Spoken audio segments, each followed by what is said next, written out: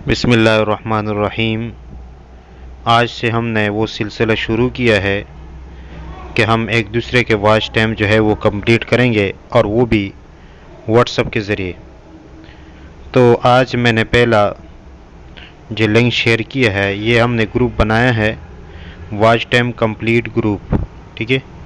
इसके अंदर आज मैंने ये लिंक शेयर किया है और साथ में वॉइस में बता दिए कि आप सब जो है इसको वीडियो को देखें और वहाँ कमेंट करें, ताकि पता चले कि कितने साथियों ने इस वीडियो को वॉच किया, और इसी तरह पता चलेगा। और फिर उसके बाद दूसरे बंदे का जो बारी है वो इंशाल्लाह उसके लिंक जो है हम ग्रुप में शेयर करेंगे, और तमाम साथी जो है उसकी वीडियो जो है वो देखेंगे और उसके वीडियो के नीचे कमेंट्स करेंगे। तो ये तरीका है।